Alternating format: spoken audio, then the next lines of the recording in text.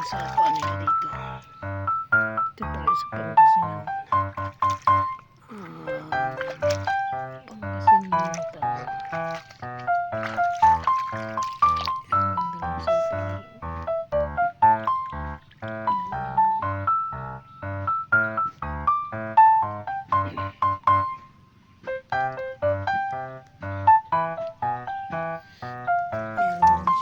Ito papakita ko sa inyo itong exotic kakain ito mga lods. Ito yung tinatawag nilang kapal.